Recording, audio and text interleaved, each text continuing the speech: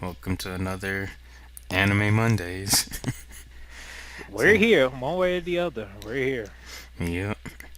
So we got on our table today. So we'll be continuing off what we did last week and going with a bit of an overview and possibly great detail of Attack on Titan season 4, episodes 4 through 6. Some quite interesting stuff happens during these 3 episodes, and we finally get to see the return of a few familiar faces. Only slightly interesting though. Yep. And if y'all paid attention in the last episode, I was trying to indicate something for all of y'all that may have caught it earlier, but I'm just saying. I totally called it, even though I had already seen it. But at that time, when I saw episode 3, I'm like, that's Aaron right there. He acted like he. I'm like, I know who that dude is. I know Aaron Yeager. Ain't no confusion in my mind. I know exactly what he. I see what he about too. I'm about what he about, and I don't even know what he's about yet. But I'm about it. Yes, indeed.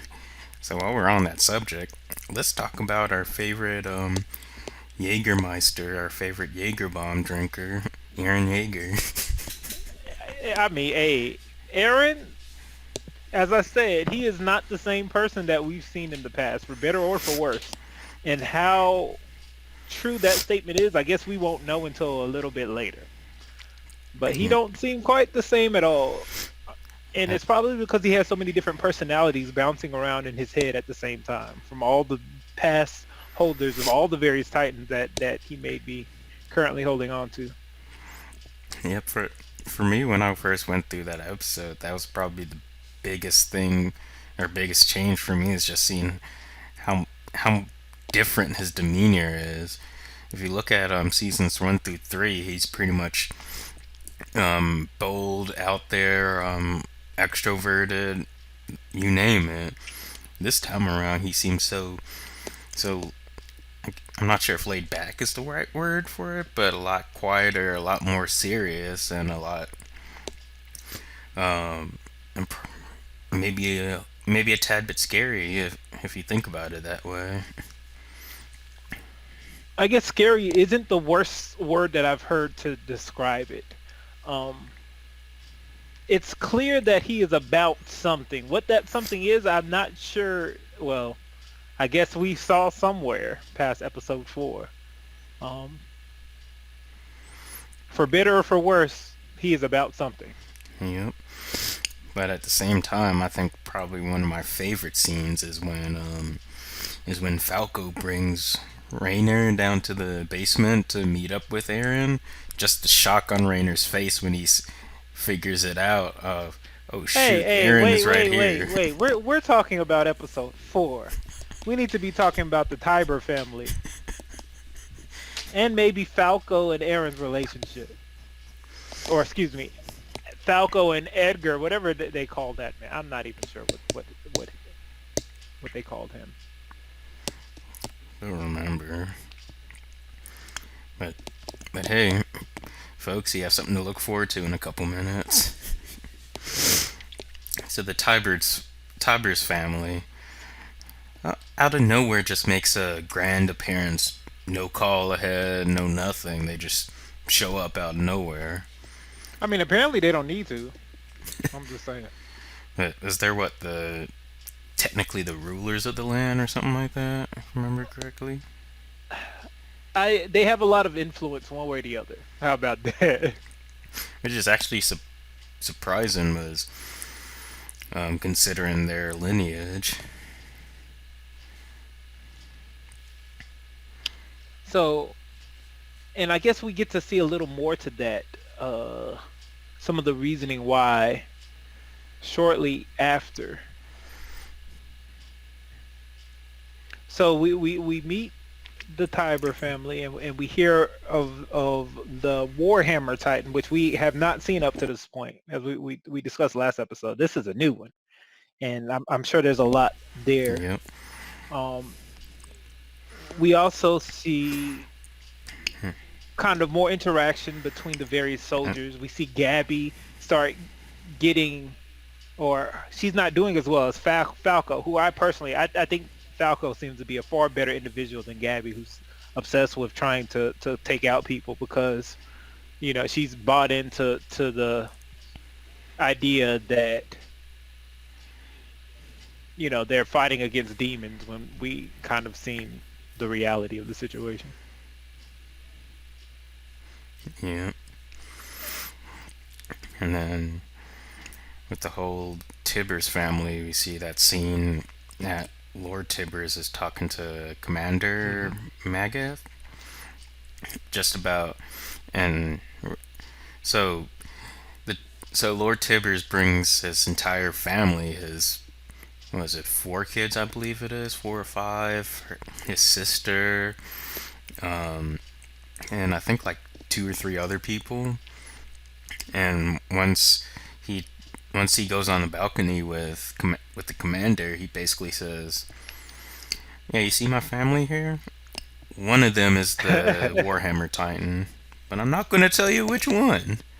I'm just going to let that fester. That one of them is the Warhammer Hmm. Titan." And again, which one it So is, I that, guess we'll have to figure out eventually. yeah, and just kind of like based on that little like 2 second panel look at him afterwards, it would definitely be reasonable for one to think that maybe it's him. That's fair. Do you remember anything else from that episode that's worth noting? It seems like there's an event that's planned. Um, yeah, during that same conversation with Lord Tibber and Commander Magath, Lord Tibber basically says, "Yeah, with this festival coming up, I'm planning on revealing a big plan of mine there in front of all of the high ranking clans and families and officials and all those folks." So you kind of start getting this idea of there's a big event with a Mhm. lot of high profile people. Something's Something about rather to go down large. there. Because that's just like the trope of shows and whatnot. You have a festival of high ranking people all in one place. Something got to That go is down. not too far off. Um, what do you feel? What do you feel ultimately came from episode 4? Outside of that, I think it was just more or less setting the stage for the idea of the conference that has not yet come. Yeah, I agree. I think episode 4 was just really introducing you to Hmm. the Tibbers and just setting the scene for what's to come. It's kind of like that build up type of episode for all the action and whatnot to Hmm. come in the future, which I feel like is good to do every now and then. You can't just have action, action, action. You need some build up I think that's fair. sometimes. I think it's also fairly accurate. Yeah. So when it comes to when it comes to episode 5, So we had the declaration of war, and we had some truths yep, that were told.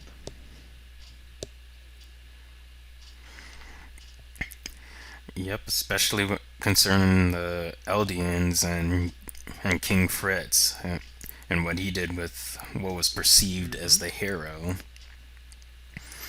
So it so it so it seems like the Eldians weren't all bad from Oh, what not at Lord all. And it Tibbers was seems saying. like, they played a direct role the in King Fritz's plan, right?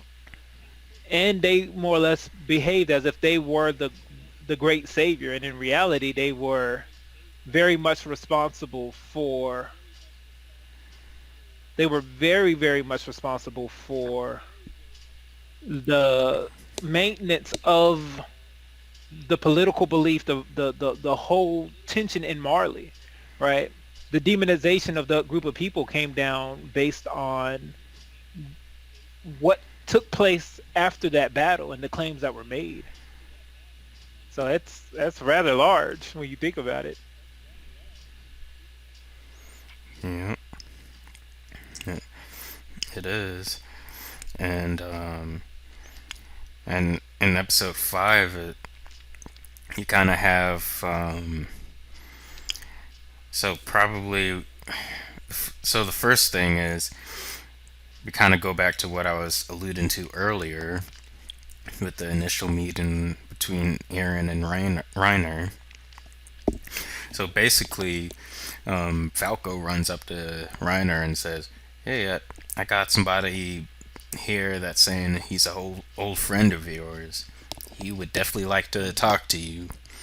And when they come face to face, and in the scene after that, it's like, oh my But before we go there, gosh. let's talk about the strategy of, coming forward with all this information because, the Tibbers effectively outed they outed to the entire world, not just to Marley, the truth behind the end of the, the Titan War, whatever you would like to call it, and the 100 years um peace that more or less happened between Paradise and Marley. Um, I was kind of surprised, and he doesn't seem like he's a horrible person. I feel bad because he more or less played a role in why that group of people was treated so poorly. But I mean, I understand his motivation because I understand his perspective and I understand his motivations. I just don't necessarily like how things played out. Yeah. And then just looking out at the crowd, you see some of the folks go reactions go from yay yay hail the Tibbers to wait what? So that, that's definitely at least me personally, it was kind of fun to witness that, to And we say the also got least. to hear some pretty strong accusations, right? We got to hear that Yep. Aaron Yeager is a terrorist that is, threatening to destroy the world order, everything. It's those are some big claims. So for the first time, they kind of cast Aaron as, this villain. And I have a feeling that this might be something that's kind of confronted multiple times throughout this um, season. And it's funny when they did that, when they posted Aaron as like the big bad villain. It's- And I'm just like, Aaron really only got to this point because Marley attacked I mean, yeah, first. but even If you even think before about that, it. Marley and that whole tension was based off of a history of oppression from people that more or less had powers of the Titan. So I understand the animosity or the negative emotions that the people have had, to that whole group of people because of that. There's this very real fear that there's a monster within them, regardless of if those people actually have any ill will towards them or not, or even if they're aware of the issues at hand. So it's extremely it's kind of powerful when you think about it because it's deep and it's a really real scenario that happens. I mean, that's how wars are fought in a lot of cases. At some point, you tend to forget why you initially started fighting somewhere, and you're just fighting because the people before you Yeah. fought and and you want to protect those around you. Um, Yeah. It's like another prime example of that is if you look at Naruto, for example, the Uchiha and the Senju clans, they were fine for generations, and after a while, they were just fine because, yeah, my parents and their parents were fighting. I lost my brothers, so you know what? F you. I'm gonna and that's try to what it kill comes you. down to in a lot of cases, for better or for worse, right? Yep. I mean, it's real, and I can respect it because I felt like it was very very relatable to the real world in a way that most animes never really are. So let's discuss the Mm. conversation between Aaron and Reiner. Right. So I think so. When Reiner first got down here to the basement, it took him what, like 2 seconds before he realized that it was Aaron. But when he did, he had that ghostly, panicked type of look on his face, like, "Wait a minute, it's been 4 years since we met. What are you doing here? Yeah. If you're here, where the heck is everyone Oh, even else?" it was more than that. It was so one thing that we've seen consistently from Reiner is a level of PTSD. He's haunted by what he did in the past, right? We've seen a little bit of his motivation at the time. He wanted to be a hero. He was always taught that this group of people, they were evil, they were demons, right? And But when he actually got to spend a little bit of time with them, a few years during the training and whatnot, he kind of started getting attached with people, yeah. and I can't remember if it was Annie or Bertolt, but one of them was saying, "Hey, you've made hmm some friends there." And So but that's so that probably has a little bit oh, it of weight to does his because he's conscience. done horrible things and he led to the death of so many, and he feels responsible because he felt more at home there than he did, I guess, in Marley currently. He was treated better there than he was treated in in Marley, and that's heavy on him. We As in Marley, he's pretty much treated like a nobody, like a evil devil spawn. But in Paradise Island, he was treated just like everyone else. Like, "Hey man, what's going on?" and we've seen previously how he almost killed himself to deal with the weight of it. All right. And in particular, he Hmm. felt bad, or he's had this tension with Aaron. They've had these constant battles. They had this rivalry. They've had this friendship. So to see him at that particular time, where he's already kind of in his darkest, he's in the this era of darkness within himself, the dark valley, and now all that fear has come to light. And when he sees Aaron, his response is like, "Go ahead and kill me," more or less. In his mind, he deserves it. Yeah. But he's quickly reminded by Aaron and saying, "Yeah, look at my hand. You see this cut that's already bleeding? Good. Now that you see that, remember where we are. How many people are in the floors above us?" And what also is so very interesting about this particular about that scene, right? He Aaron doesn't necessarily have a lot of animosity, right? There's not a lot of anger from him, right? What we see from him is a level of he has a level of understanding, right? He has a level of Hmm. there's no anger, there's not even necessarily a lot of emotion, right? He's about what he has to do. And what in his mind what he has to do is to protect his people. He was like, why what led you to your decision? And he was like, actually, I think I understand. You wanted to be a hero, right? And that's why you came and you destroyed the walls. You thought what you were doing was right. And I can respect it. But guess what, my friend? I'm here to do the same thing. I'm here.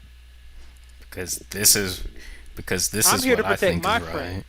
Because they don't really stand a chance. And I'm the only one who can save them. Yep. And, and if you look at it, there's pretty much only like 3 or 4 people that can really take on the enemy titans from Marley: Aaron, Armin, and the Ackermans. For the most part. I guess so. Yeah. And also, another interesting part about that whole conversation scene with Aaron and Reiner is Falco. So originally Falco was like, "Hey, this man happens to be old friends with Reiner. This is great." But when once they actually started talking, it started to dawn about on Falco saying, "Wait a minute, this guy that went by the name of Mr. Kruger, he said he was old From where? friend, but by the sounds of things, he's been an old friend from a little bit over 4 years ago. Could could it be that he's one of these devils I heard so much about?" And that's when it started to click within Reiner's brain that, oh, this ain't going to be good. Yeah, I mean, I very much agree with that. Yeah. And was it in episode 5 or episode 6 where you see the unidentified soldier that we'll talk about in a sec, I'm not leading sure. the Marley Titans? We'll talk about it now. So we get a look at this soldier who, at one panel, happens to have blonde hair, which I think at this point you can sort of already guess who the identity of this person is. Um, Lead the three of the Marley Titans, um, Zeke, um, and I can't remember the names of the Jaw Titan and the Carrier Titan, but basically say, all right, Zeke, you're needed Hmm. at the gate. Go run along. You two, come with me. And you see at one point the Carrier Titan meets up with some of, I guess you would call it, her friends or comrades or whatever, Hmm. the Panzer unit. So of course she, being how she is and everything, runs up and gives them a hug. And we'll come back to that scene a little bit later, before turning back to being led. And you see they enter, what was it, a residence building, I Hmm. believe, or whatever. But before they know it, this soldier actually turns out to be a spy and pretty much triggering a pitfall trap for them.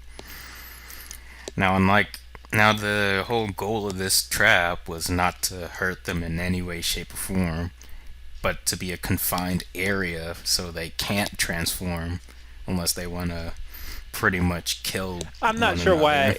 why that seems slightly aggravated me because I felt like they could have easily,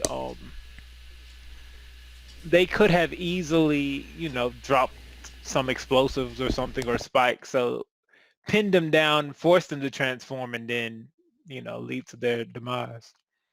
But that's just me being. Yeah, if something like that happened, it would have forced them to make a critical decision: transform and quite literally kill one another, or don't transform and bleed out and die. Which would have been a tough but not so great case for them. Yeah. So, so that's actually not a bad strategic move that the Paradise Yeah. Island folks could have made. So jumping back to Aaron. Aaron has embraced some very tough truths, if you know what I mean. He is ready to, become something that I don't know if a lot of other people were ready for him to become. Right? He's ready to become the villain if he has to, if that's what it takes to protect the people he cares about. Right? He understands what he's Hmm. doing. He understands by doing what or performing what he's about to perform how it will play out. Right? He understands that he Well, didn't he ask why did my mom have to die? Something along that And lines. he, I mean, at this point, I don't think there's any real confusion about why or what's about to play out. I don't think there's any confusion at all. Yep. That's once you see Aaron in the city, and you see that that soldier that drops the jaw and carrier titans in the pit. You immediately think, all right, we now know that there's going to be some sort of attack on this for sure. Let's just see how it plays out.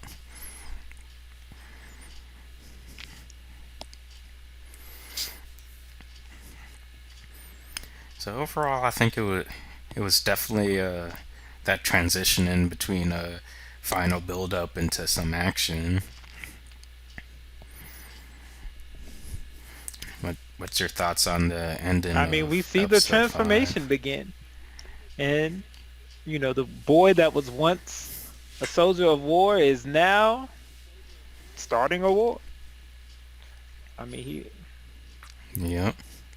he, I mean, the boy that was a victim of the war, he was very much a part of it. And now he very much is tied to the entire, like, I don't know what to say about it. It's very poetic. It's accurate. It's what happens. It's what war is, truthfully. Yep. Wars have costs. War has Yeah. beginnings. They have ends. All of that's accurate. And it really makes you think that there's a lot of truth to saying that war takes from both So let's sides. get on to the fun part. Aaron kills a whole bunch of people. For better or worse, there's a lot of people that die Yep. from Aaron. Not just from the pretty much banging his head through the building, but the exploding rocks kill a lot of folks in that Yep, state and in that in a lot stadium. of ways, that's his goal. That's his intention. He's trying to take out as many people as he can, and I understand to some extent because again, that whole meeting has happened so the Tiber family can try to mobilize the war against, his people, his friends, right? And I mean, a lot of our paradise is a very Yeah. primitive island, all considering. They don't have the same type of technology that easily be wiped away. But Aaron got the attack Titan, he Yeah. got the founded Titan, and he going to war. So in the war he goes. and and not just a war, but as I believe it was Commander Maggot that says this is Paradise Island isn't just going to war with Marley; they're going to war with everybody now. Since Aaron basically killed a bunch of high-ranking officials from a lot of different countries. And again, as I mentioned before, I don't know if Aaron's technically doing the wrong thing. I think if his goal, I feel like if Aaron were to do nothing, eventually all his people would die. Like they would just go to paradise and kill him. So in a Yeah. lot of ways, his hands are forced. Um, Yeah. Uh, As they say, sometimes the best defense is great offense. As much as you don't want to, sometimes you have to take the fight yeah, to your enemy. fair, very fair. Yep. So then, after we see Aaron, he ready. He taking people out left and right. He about to, he killed, he killed the Tiber, patriarch, the father, the guy with the white hair. What's his name again? I forgot. Hold on. I don't remember his name. I just remember him Lord as Tiber, Lord sure, we'll Tiber. go with that. He got destroyed. He got munched I on. mean, in true Attack on Titan fashion. I mean, you're basically you're gonna be killed either through ingestion or some type of like foot stomp or punch out or something. Something like that. Yeah. He- Although I think that, and he still has some of the goriest kills Yeah. of all Oh, I time agree. Very up much until so. this point. I was actually rewatching those few episodes of what like a couple weeks ago, and I was like, "Good gosh, Yeah. Annie, you She taking she no was a little bit heartless. prisoners." But we also got to see we saw a lot of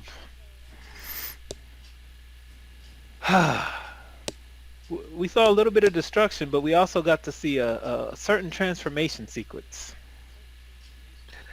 All right. Yep. The the long-awaited Warhammer makes their appearance, which I think at this point of the story, I think was the last Titan Mhm. we've yet to see. I want to say, And and we find go out. ahead. Go ahead. And we find out that it's none other than the sister of Lord Tybers, if I remember correctly. And she's just in the destruction of that building saying, "I'm sorry, my brother, but I gotta do this." And she starts And to be fair, transforming. it seems like Lord Tibber understood that there was a good chance that he was going to die, but he was hoping to mobilize the forces of the world against Paradis. So, he was ready to sacrifice himself for what he felt was, a very a just cause. Um, And he even thought that through his death that would really help rally people against Paradise. and in your presence, what do you feel that that was the right call to make, or In terms of Lord Tibbers sacrificing himself or both? Aaron transforming I mean, at genuinely that both, specific time. because I mean they're both really interesting moves. So I think with the whole Lord Tibbers part of things, I think it's very strategic to do so. It's like, all right, I'm going to tell the truth in front of the whole world, and if if the strategy, if my calculations are right, the enemy should Hmm. already be here. And if I'm taken out right after I make this big speech, then my death would not have been in vain, as it will stir up a lot of the world against Yeah. Paradise. And then when it comes to Aaron, I think that was actually like probably perfect time. And it's like, and now I declare war. Boom. Yeah, that's kind of what I, happened. Better or for worse. yep, perfect time, man. And one thing to note with the Warhammer Titan, if you actually noticed it, and Aaron makes a comment on it later, unlike basically every other Titan transformation, this one actually transforms starting with the feet instead of Whatever that around the means. nape. Yep, which I think we'll get to in a minute. So up until then, what do you think of all the chaos that's going on now that Aaron's transformed? The Warhammer is now out and I about mean, there's wreaking not much chaos. havoc. Let's get right into The the fight, because that's what really matters at this point. yeah, and you see when the Warhammer transforms, Aaron just immediately Oh, he knows starts exactly what railing to do. on it. There's no he. It's time for him to go to work. This is what he was born to do. Yep, and you just see him starting to go ham, but after a bit, it's like, wait, where did this come from? As you see the Warhammer Titan, I forgot what weapon or whatever it uses to basically knock Aaron off and push him back quite a bit. And you see the Warhammer Titan making a lot of different weaponry, from like a crossbow to its infamous Warhammer, its namesake. And the thing that I really find cool is more so than the armor titan or the attack titan or the female titan, is just the advanced usage of hardening that the Warhammer Titan Yep. employs. I mean, that is a weapon within itself. Whereas the other, yeah, whereas the other Titans, for the most part, hardening is really only used for defensive purposes. Just throw up a shield real quick.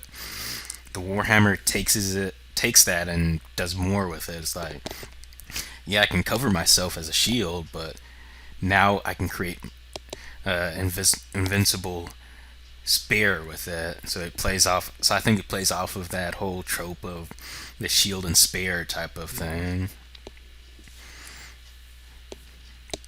I mean, And so you just see the battle unfolds as a back and forth type of thing. and a back and forth type of thing. It most definitely was. Yep.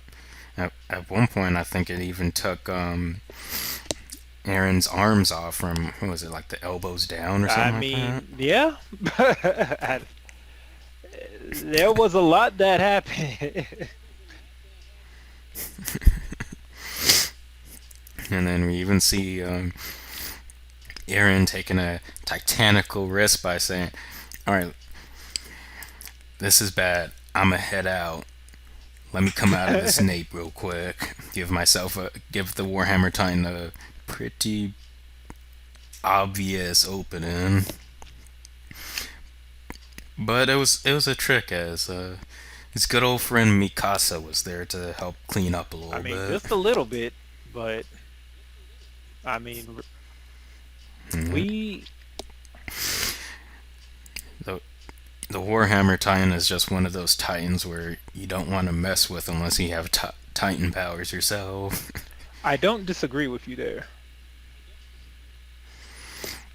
So I feel like some of the Titans, like the Cart Titan and maybe even the Attack Titan, it's like, alright, with the right strategy and weapons and stuff, you can probably do something with them.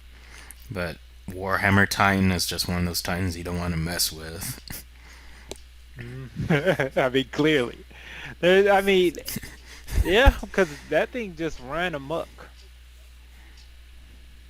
Yep. And even after Mikasa fired off, what was it, like, I don't know, like The lightning six of javelins. those little Well, rockets or whatever? those, Yep. hey, the thunder. I don't know what I think they call them the lightning javelins. Let me see real quick. I think they're lightning spheres. I think that's what they call them. Hmm. Which is no joke against basically everything else except for the Warhammer Titan, Yeah, unfortunately. But after a bit of back and forth, we actually see, or should I say, Aaron actually uncovers by himself what appears to be the sole weakness of the Warhammer Titan. Is, unlike every other Fountain Titan, the person who transforms is not in their name. They're actually somewhere completely different, which is scary by itself. They're actually in a crystallized shell, safe from the action, yeah. basically connecting to the feet of the Warhammer Titan, which is why, if you remember, that's exactly why the Warhammer Titan springs forth and transforms from the feet up instead of from the nape outwards, which I find is pretty cool and helps differ. Is another reason why it's different from every I other can agree. Titan. And overall, I think the Warhammer Titan is probably my favorite Titan out of the eight. It's powerful. It's different. It doesn't play by all the I other mean, Titans not at all. rules. I mean, there's no question there. And, and after seeing that fight, it really makes me think. This is why it was the only Titan not to be sent out to everybody to use. It was hold solely by the Tibbers family, just because of how powerful it is. You could very much argue that. I don't know if there's, much debate on that front, just due to the sheer amount of power.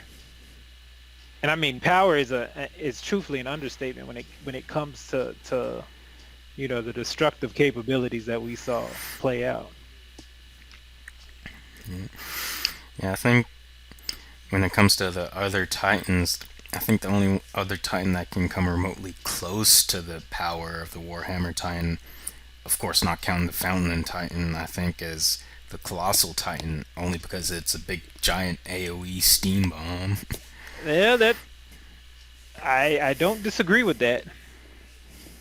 Not one bit. I think episode 7 and onwards is definitely going to be Hmm. interesting. There's one thing that I'm personally interested in, and is just how they use Armin's Colossal Titan Yeah, powers. and hey, we got 3 more episodes to watch, and I guess we can.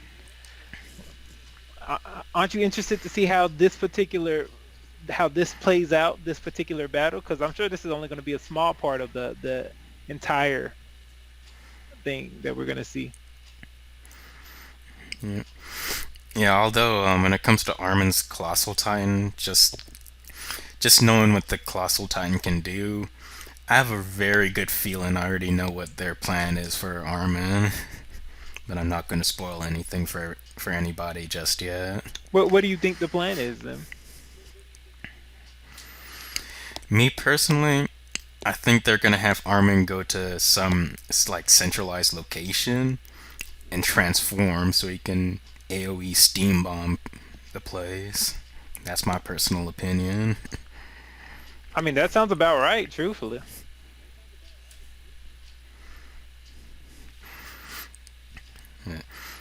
'Cause I think other than the Warhammer Titan, that's the Colossal Titan specialty. I mean, clearly, AOE. There's no other Titan can do that. I mean, steam bomb effects is the hugest Titan of all, so it has a much better attacking range. Well, and somewhat the Beast Titan with its throwing power, but yeah, I think I agree with that completely. yeah. But talk speaking of the Beast Titan, I think out of the Titans, the Beast Titan is probably one of the more intellectual I mean, of the Titans. I'm I'm not sure if that's because it's a Beast Titan thing or I if it's think because Zeke of is very Zeke. I'm not strategic. He's sure very yet. smart. Um, and Hmm. again, what his goals are, it's hard to see because we haven't seen a lot of him. If you remember at the end of season 3, he was like, I'm going to come back and save you, Aaron." Whatever that means, because that's kind of a weird thing to say, right? But you Yeah. know, it, And and another thing is I don't think this has made appearance yet, but I think it's coming. Is you remember at the end of season 3 when you saw that Dr. Yeager actually had another son in Marley before he went over to Paradise you being Zeke, Island? that is Zeke. Yeah, Yep. that's confirmed. That's his brother. Yeah. Yeah, I know. I, I honestly can't wait to see Zeke's reunion with Aaron, and hopefully, did did Aaron ever know We about learned Zeke about being it when his he got all brother? his memories. He has his father's memories in his head currently. Okay, cool. Because I was just thinking if he hasn't, that's going to be quite I do interesting to agree with actually that. watch. But I'm intrigued with I don't I'm wondering what everyone else is thinking about Aaron because we haven't actually seen them interact or interface yet. So I'm intrigued to see how that plays out, if you know what I mean. That's going to be a very important. Yeah. um 'Cause now that you mention it, Aaron and Zeke actually haven't come no, they face to haven't. face yet. But I'm sure they know of one another, but they actually haven't seen each other no, they yet. haven't. For the most for the most part, the only person from Paradise Island that Zeke really saw up close, I should say, is Oh, Sonic the Hedgehog, also known as oh. Captain Levi. I mean, yeah,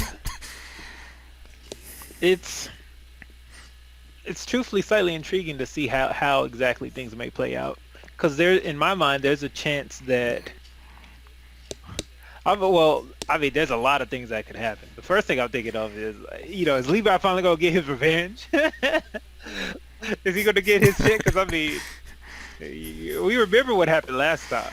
Was- That was something to Yep. behold. That was a bunch of slashing and Yep. And that was a bunch of something, a bunch of killing. yeah, I was definitely happy with that fight. I was like, yes, I've been waiting since season one to Oh see my Supersonic goodness. again. I mean, you're not too far off about that, truthfully. Yeah. And it's going to be pretty cool because I remember end of season three, and Captain Levi still has a bit of a grudge against Zeke for what he did to Commander Irwin. He seems like, yeah, that's a way to say it. It seems like he has a lot of animosity and a lot of beef. And he's like, Yeah. I got, So I'm not sure if this what happens yet, but I feel like when Zeke was sent off to like the gate or something, I think he was being sent off to an area where Captain Levi would go to, just so he can say, "All right, let me have the beast time. That one's mine."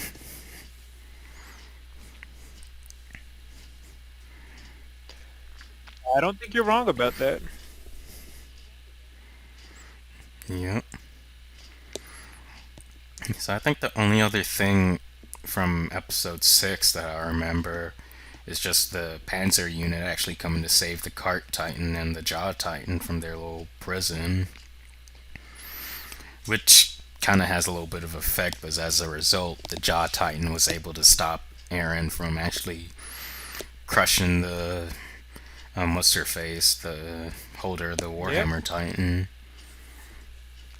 So I guess we'll see what happens afterwards. Onwards to onwards Onwards to to episode episode seven, 7. indeed.